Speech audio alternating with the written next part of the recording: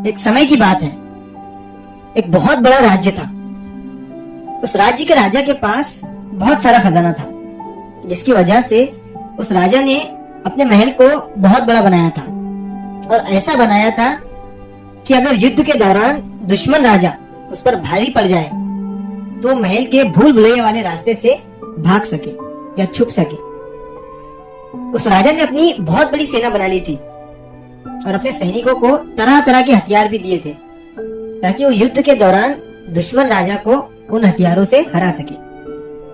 अब एक बार क्या होता है कि एक दूसरे राजा को जब ये पता चलता है कि इस राजा के पास बहुत सारा खजाना है, तो राजा इस राजा से कुछ खजाने की मांग करता है।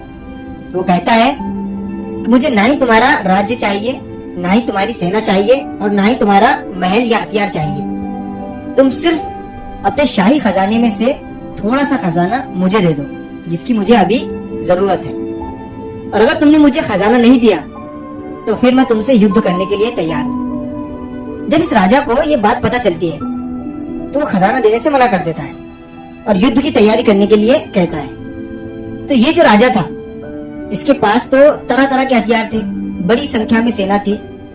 तो ये अपने महल से थोड़ी ही दूरी पर युद्ध के मैदान में खड़े हो जाता है। और दूसरी तरफ दुश्मन राजा था जिसने खजाने की मांग की थी।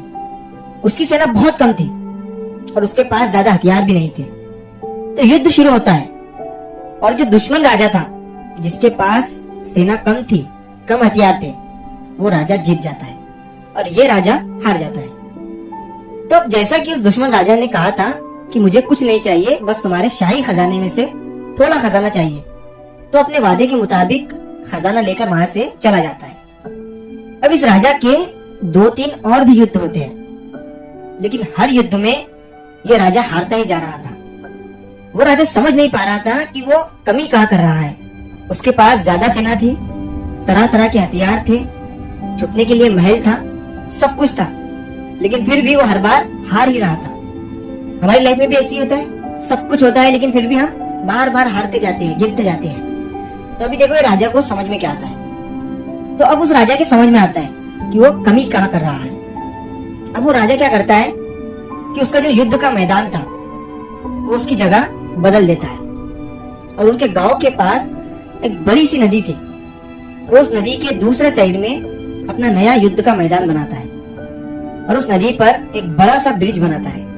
अब जब युद्ध होता है तो उसके पास जो तरह तरह के हथियार थे वो उन्हें नष्ट कर देता है और वो अपने सैनिकों को सिर्फ एक घोड़ा, एक तलवार और एक कवच देता है और वो उनसे कहता है कि आज तुम इन्हीं तीनों चीजों के साथ युद्ध करोगे।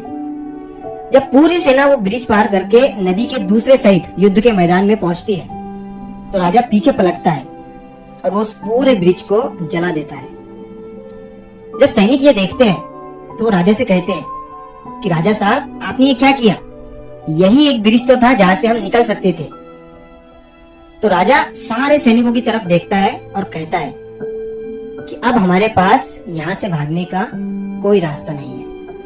आगे दुश्मन है और पीछे बड़ी सी नदी जिसे हम तैरकर पार नहीं कर सकते हैं। अब हमारे पास सिर्फ एक ही विकल्प बचा है, लड़ो या फिर मरो। अब क्या होता है कि युद्ध शुरू होता है और इस बार वो राजा ये युद्ध जीत जाता है। क्यों?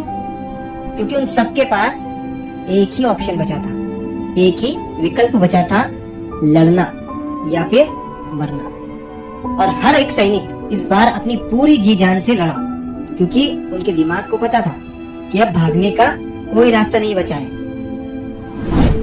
अगर आपके पास भी बहुत सारे ऑप्शन हैं कि ये नहीं हुआ तो वो कर लूंगा, वो नहीं हुआ तो ये कर लूंगा, तो आप कुछ भी नहीं कर पाओगे। क्योंकि आपके पास जब ऑप्शंस होते हैं ना, तो आप पूरी जी जान लगाकर एक चीज पर फोकस नहीं कर पाते हो। जिंदगी में एक ही लक्ष्य रखो, एक ही ऑप्शन रखो, एक ही गोल रखो कि करना तो यही है। ऐसा सोचो ही मत कि अगर ये नहीं हुआ तो मैं क्या करूंगा, बल्कि ऐसा सोचो कि ये होना ही है और ये मैं करके ही रहूंगा। इसके सिवा कोई दूसरा ऑप्शन नहीं है मेरे पास। जब तक तोड़ूंगा नहीं तब तक छोड़ूंगा नहीं। और फिर देखो आपकी जिंदगी में चीजें कैसे होने लगती है। काम को इतनी शिद्दत और मेहनत से करो कि वो खुद बोले कि उसे गर्व है कि आपने उसे किया है। तो दोस्तों